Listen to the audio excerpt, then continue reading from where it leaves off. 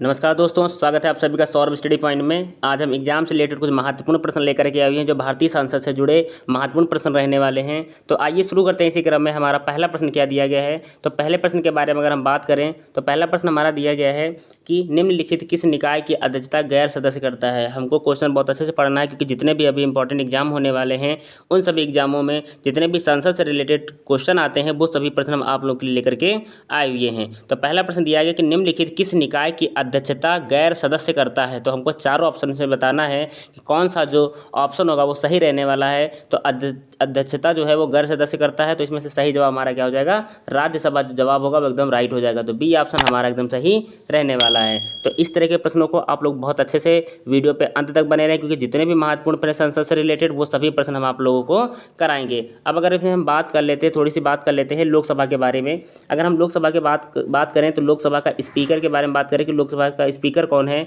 तो कौन है दोस्तों, ओम बिरला। कौन है, ओम बिरला लोकसभा के स्पीकर रहने वाले हैं। बात करें वर्तमान में सीटें कितनी हैं लोकसभा में, वर्तमान में सीटें कितनी हैं, तो सीटें कितनी हो जाएंगी दोस्तों, 543 सीटें रहने वाली हैं। अगर बात करें लोकसभा का कार्यकाल कितने साल का होता है, कार्यकाल कितने साल का होता है, तो ये 5 साल का होता है। कितने साल का होता है, 5 साल का होगा। इस तरह के जितने भी महत्वपूर्ण प्रश्न हैं वो सभी प्रश्न हम आप लोगों को कराएंगे। आइए देखते हैं कि अगला प्रश्न क्या दिया गया हमारा।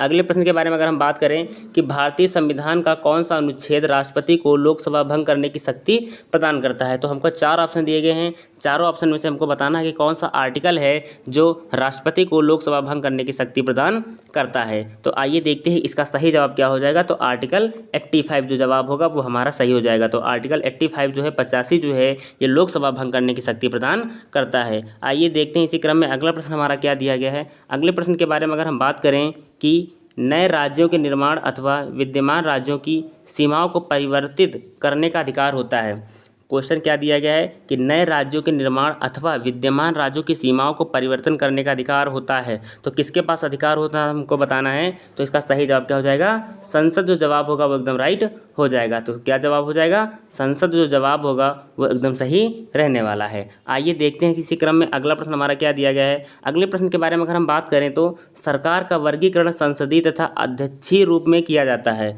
सरकार का वर्गीकरण संसदीय तथा अध्यक्षीय रूप में किया जाता है। तो इसका सही जवाब क्या हो जाएगा, विधायिका तथा कार्यपालिका के बीच संबंध के आधार पर। किसके आधार पर, विधायिका तथा कार्यपालिका के बीच संबंध के आधार पर किया जाता है। आइए देखते हैं इसी क्रम में अगला प्रश्न हमारा क्या दिया गया है। क्योंकि दोस्तों जितने भी महत्वपूर्ण प्रश्न हैं वो सभी प्रश्न हम आप लोगों के लिए लेकर के आए हुए हैं। तो आप लोग वीडियो पे अंत तक बने रहें क्योंकि जितने भी महत्वपूर्ण प्रश्न हैं वो सभी प्रश्न हम आप लोगों को कराएंगे। आइए देखते हैं अगला प्रश्न क्या है कि वर्तमान में किस राज्य को लोकसभा में अधिकतम सदस्यों की संख्या के हिसाब से दूसरा स्थान है। हमको बताना है कि वर्तमान में किस राज्य का लोकसभा में अधिकतम सदस्यों की संख्या के हिसाब से दूसरा स्थान है। तो हमको बताना है कि दूसरा स्थान किसका है। तो सही जवाब क्या हो जाएगा, महाराष्ट्र का। महाराष्ट्र का जो होगा वो लोकसभा में अधिकतम सदस्यों की संख्या के हिसाब से दूसरे स्थान पर कौन है, महाराष्ट्र हमारा रहने वाला है। अगर बात करें महाराष्ट्र की कैपिटल के बारे में, महाराष्ट्र की कैपिटल क्या रहने वाली है, मुंबई। महाराष्ट्र की कैपिटल क्या हो जाएगी, मुंबई। अगर बात करें कि महाराष्ट्र के सीएम कौन है, एकनाथ शिंदे जो हैं यहाँ के क्या हैं दोस्तों, ये यहाँ के सीएम हैं। आइए देखते हैं कि अगला प्रश्न हमारा क्या दिया गया है। अगले प्रश्न के बारे में अगर हम बात करें तो राज्यसभा के सदस्यों का कार्यकाल कितने वर्ष होता है। राज्यसभा के सदस्यों का कार्यकाल कितने वर्ष होता है। तो इसका सही जवाब क्या हो जाएगा हमारा, तो सही जवाब हो जाएगा 6 वर्ष। तो सही जवाब क्या हो जाएगा हमारा, 6 वर्ष जो जवाब होगा वो सही हो जाएगा। अब अगर बात कर लेते हैं यहाँ पर राज्यसभा के बारे में कि राज्यसभा का अध्यक्ष कौन है। राज्यसभा का प्रेजेंट टाइम पे अध्यक्ष कौन है, तो वेंकैया नायडू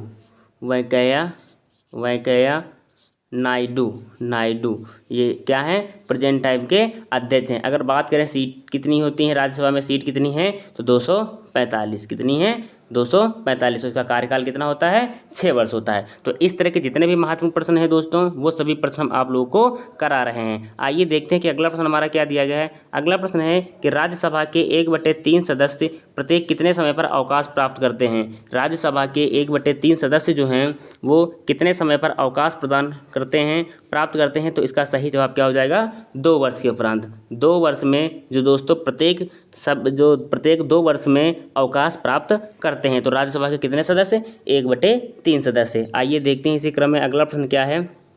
अगला प्रश्न दिया गया है कि लोकसभा में किस राजनीतिक पार्टी का विरोध पार्टी की स्थिति प्राप्त करने के लिए न्यूनतम कितनी सीटें प्राप्त करनी होती हैं। हमको बताना है कि लोकसभा में किसी राजनीतिक पार्टी को विरोधी पार्टी की स्थिति प्राप्त करने के लिए न्यूनतम कितनी सीटें प्राप्त करनी पड़ती हैं। तो इसका जो सही जवाब हो जाएगा क्या हो जाएगा 10%। कितनी 10% सीटें प्राप्त करनी पड़ती हैं। दोस्तों इस तरह के प्रश्न जितने भी महत्वपूर्ण प्रश्न हैं एग्जाम में आने वाले हैं, जैसा कि आप लोगों को पता है कि जितने भी एग्जाम होने वाले हैं उन सभी एग्जामों के लिए ये वीडियो वेरी वेरी इंपॉर्टेंट रहने वाली है। आइए देखते हैं इसी क्रम में अगला प्रश्न क्या है कि किसी राजनीतिक दल को राष्ट्रीय दल के रूप में मान्यता दी जाती है। किसी राजनीतिक दल को राष्ट्रीय दल के रूप में मान्यता दी जाती है तो कब दी जाती है, यदि उसे 4 या अधिक राज्यों में राजनीतिक दल के रूप में मान्यता दी गई हो। यदि उसे 4 या अधिक राज्यों में राजनीतिक दल में मान्यता दी गई हो तभी उसे राजनीतिक दल को राष्ट्रीय दल के रूप में मान्यता दी जाती है। तो इस तरह के प्रश्न जो होंगे वो एग्जाम में पूछे जाएंगे संसद से रिलेटेड, तो आप लोगों को इस तरह के प्रश्नों को बहुत अच्छे से तैयार करते हुए चलना है। आइए देखते हैं इसी क्रम में अगला प्रश्न क्या है हमारा। अगला प्रश्न हमारा दिया गया है कि दोनों सदनों में प्रत्येक बैठक के प्रथम 1 घंटे प्रश्नों को पूछने एवं उत्तर देने में लगाए जाते हैं, जिसे जाना जाता है। तो उसे किस नाम से जाना जाता है, तो प्रश्नकाल के किस नाम से जाना जाता है, प्रश्नकाल के नाम से जाना जाता है। दोस्तों किस नाम से जाना जाता है, प्रश्नकाल के नाम से जाना जाता है। तो इस तरह के जो प्रश्न हैं वो एग्जाम में बार बार रिपीट होते हैं, तो आप लोगों को इस तरह के प्रश्नों को बहुत अच्छे से तैयार करते हुए चलना है। अगला प्रश्न हमारा क्या दिया गया है, अगले प्रश्न के बारे में अगर हम बात करें कि लोकसभा अध्यक्ष अन्य सदस्यों को बोलने देने के लिए किसी एक सदस्य से बोलना बंद करने के लिए कह सकता है, यह व्याख्या जानी जाती है। तो यह व्याख्या किसके अंतर्गत जानी जाती है हमको बताना है। तो आइए जानते हैं। तो इसका जो सही जवाब हो जाएगा हमारा क्या हो जाएगा, शिष्टाचार। जो जवाब होगा वो एकदम सही हो जाएगा। क्या हो जाएगा दोस्तों, शिष्टाचार। क्या हो जाएगा सही, शिष्टाचार। जो जवाब होगा वो एकदम राइट रहने वाला है। आइए देखते हैं कि इसी क्रम में अगला प्रश्न हमारा क्या दिया गया है। अगला प्रश्न दिया गया है शून्यकाल क्या है, शून्यकाल क्या है। तो इसका जो सही जवाब क्या रहने वाला है, तो आइए जानते हैं। तो इसका सही जवाब हमारा क्या हो जाएगा दोस्तों, इस तरह के प्रश्न एग्जाम में पूछे जाएंगे। तो जब सदन में सामाजिक महत्व के मामलों पर अध्यक्ष की पूर्वानुमति के बिना विचार होता है, ये हमारा क्या होता है दोस्तों, शून्यकाल। क्या होता है, ये शून्यकाल होता है। आइए देखते हैं कि अगला प्रश्न हमारा क्या दिया गया है। अगला प्रश्न दिया गया है कि प्रजातंत्र की संसदीय कार्यप्रणाली में भारत का अंशदान क्या है।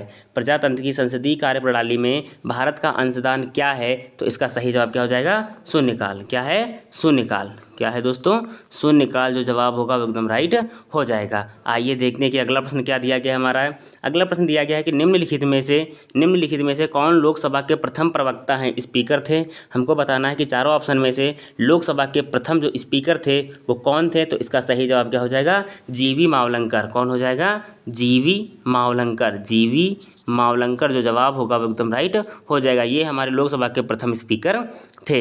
अगला प्रश्न हमारा क्या दिया गया है। अगले प्रश्न के बारे में अगर हम बात करें कि भारत एक संसदीय लोकतंत्र के रूप में ज्ञात है। भारत एक संसदीय लोकतंत्र के रूप में ज्ञात है क्योंकि दोस्तों क्या है, कार्यपालिका संसद के प्रति उत्तरदायी होती है। कार्यपालिका संसद के प्रति उत्तरदायी होती है। तो तीसरा ऑप्शन जो होगा वो हमारा एकदम राइट हो जाएगा। इसी क्रम में बढ़ते हैं अगले प्रश्न की ओर। अगला प्रश्न हमारा दिया गया है कि राज्यसभा एक है। राज्यसभा एक है तो राज्यसभा कैसा है दोस्तों, स्थायी निकाय है। कैसा है, स्थायी निकाय। स्थायी निकाय। तो राज्यसभा दोस्तों कैसा है, स्थायी निकाय रहने वाला है। आइए देखते हैं अगला प्रश्न हमारा क्या दिया गया है। अगले प्रश्न के बारे में अगर हम बात करें कि राज्यसभा के सदस्यों का जो ऑप्शन दिया गया है उसमें से हमारा कौन सा सही होगा। तो इसका जो सही जवाब हो जाएगा हमारा क्या हो जाएगा, चुनाव राज्य विधानसभाओं के चुने गए सदस्यों द्वारा किया जाता है। तो राज्यसभा के सदस्यों का जो चुनाव होता है वो राज्यसभा के चुने गए सदस्यों के द्वारा किया जाता है। तो हमारा सही जवाब क्या हो जाएगा, सेकंड ऑप्शन हमारा एकदम राइट हो जाएगा। अगला प्रश्न हमारा क्या दिया गया है। अगले प्रश्न के बारे में अगर हम बात करें कि राज्यसभा के लिए नामित निर्वाचित प्रथम फिल्म अभिनेत्री कौन थी।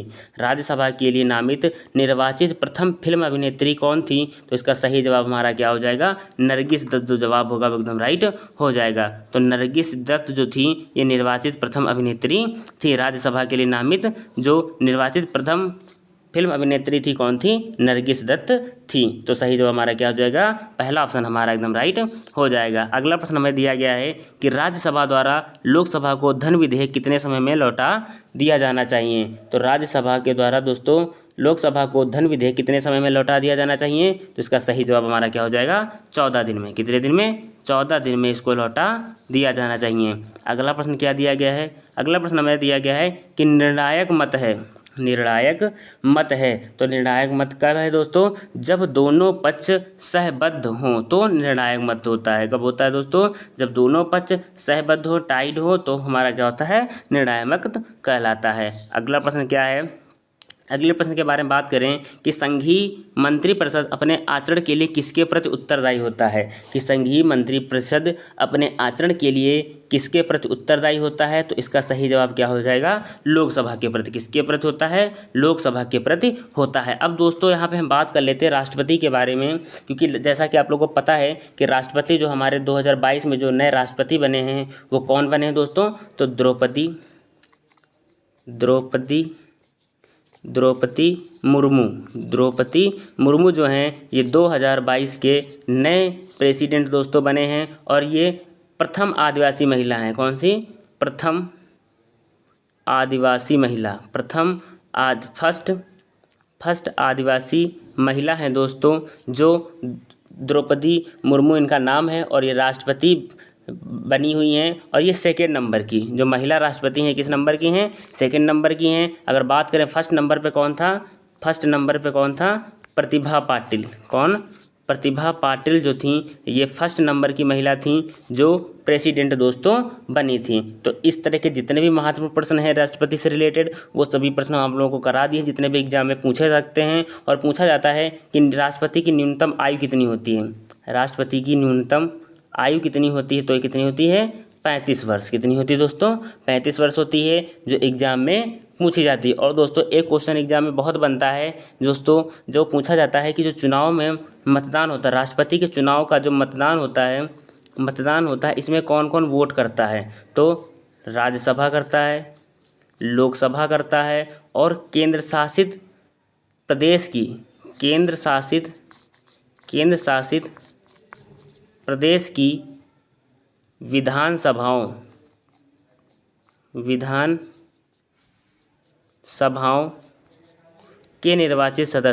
विधानसभाओं के निर्वाचित सदस्य। तो दोस्तों कौन करता है? मतदान, जो राष्ट्रपति का जो मतदान होता है तो इसमें राज्यसभा, लोकसभा तथा केंद्र शासित प्रदेश की विधानसभाओं के निर्वाचित सदस्य करते हैं। तो इस तरह के जितने भी महत्वपूर्ण प्रश्न थे राष्ट्रपति से रिलेटेड मैंने आप लोगों को करा दिए हैं। और दोस्तों जितने भी महत्वपूर्ण प्रश्न और हैं दोस्तों वो सभी प्रश्न हम आप लोगों को करा रहे हैं। तो जैसा अगला प्रश्न हमारा क्या दिया गया है कि भारत में कार्यकारिणी निम्नलिखित के प्रति प्रत्यक्ष रूप से उत्तरदायी होती है। तो किसके प्रति उत्तरदायी होती है दोस्तों? तो विधानमंडल के। किसके? विधानमंडल के प्रति उत्तरदायी होती है। अगला प्रश्न हमारा दिया गया है कि भारत सरकार के व्यय को नियंत्रण करने की किसके पास होती है? भारत सरकार के व्यय को नियंत्रण करने की किसके पास होती है? तो इसका सही जवाब क्या हो जाएगा हमारा? संसद के पास। किसके पास? संसद के पास होती है। अगला प्रश्न हमारा क्या दिया गया है? अगला प्रश्न में दिया गया है कि संसद के दोनों सदनों के सदस्य रहे बिना कोई व्यक्ति कब तक मंत्री के रूप में बना रह सकता है? तो संसद के दोनों सदनों के सदस्य रहे बिना कोई व्यक्ति कब तक मंत्री पर बना रह सकता है? तो इसका सही जवाब हमारा क्या हो जाएगा? तो सही जवाब हो जाएगा हमारा 6 माह तक। कब तक? 6 माह तक। 6 माह तक जो है वो मंत्री बना रह सकता है। उसके बाद दोस्तों क्या होगा कि इनको किसी ना किसी सदन की दोस्तों क्या लेनी पड़ती है? तो दोस्तों आप लोगों को इसको हमको कमेंट बॉक्स में बताएंगे कि 6 महीने के बाद उस मंत्री को क्या करना पड़ता है जिससे कि दोस्तों वो बराबर कंटिन्यू उस पद पर रह सके। आइए देखते हैं कि अगला प्रश्न हमारा क्या दिया गया है। अगला प्रश्न दिया गया है कि वे कौन से प्रधानमंत्री हैं जो अपने कार्यकाल में संसद में उपस्थित नहीं होते थे? तो इसका सही जवाब क्या हो जाएगा? चरण सिंह। कौन हो जाएगा? चरण सिंह। ये दोस्तों जो प्रधानमंत्री थे ये अपने कार्यकाल में संसद में उपस्थित नहीं होते थे। तो दोस्तों इस तरह के जितने भी महत्वपूर्ण प्रश्न हैं वो सभी प्रश्न हमने आप लोगों को कराए हैं और जितने भी महत्वपूर्ण प्रश्न और दोस्तों हैं वो सभी प्रश्न हम आप लोगों को कराएंगे। तो आप लोग अगर बेहतर तैयारी करना चाहते हैं तो जुड़े रहिए हमारे चैनल के साथ में। अगर आपको वीडियो अच्छा लगा हो तो आप लोग हमें वीडियो को लाइक कमेंट शेयर करना ना भूलें और अगर आप हमारे चैनल पर अभी तक नए हैं तो हमारे चैनल को सब्सक्राइब कर लीजिएगा। धन्यवाद।